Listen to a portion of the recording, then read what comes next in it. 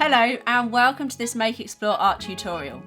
Today I'll show you how to do an inexpensive, cost-saving screen printing technique.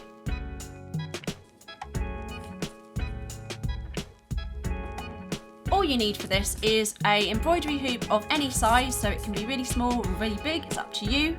Some screen printing mesh. I have used cotton screen printing mesh as I find that's easiest to wash, but you can get this from any haberdashers or fabric shops.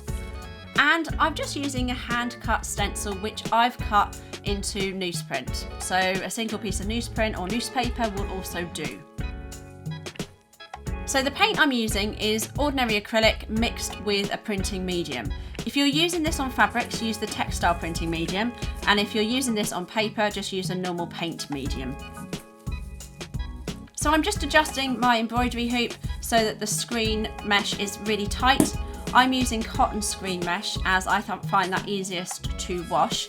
And once you've got it nice and tight and taut, you can place it over your stencil and then have whatever paper or fabric you want underneath that.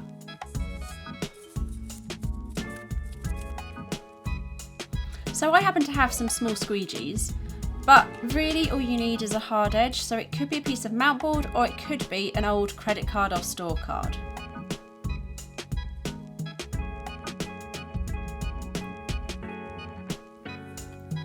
So ordinarily, if I was doing a big screen, I'd be pouring on my paint by now, but I can just use a little spreader to spread it over the surface of the top, what I would call the top row of what I'm going to then pull across my screen. This method can be used for creating cards or really small textiles, so it's ideal for a few different options really. So now when I pull my screen, I'm pulling my squeegee at a 45-degree angle so that it is really taut with the screen mesh and the paper underneath, and as well I'm pulling that paint all the way across.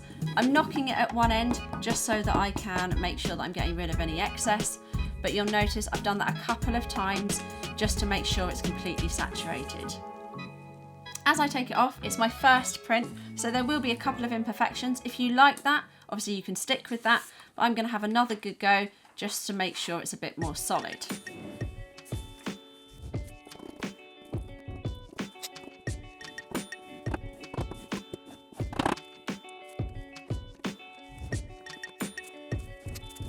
Now you can always change this up, so you can add other colours on top of this.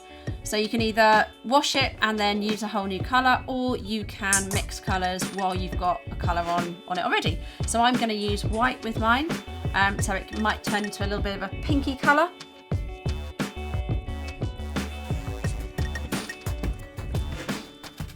And as I mix this in, you can see that I'm using it in the same way, and I'm going to put it at a 45-degree angle right the way across so that it's covering my stencil and that I've pushed it through the mesh.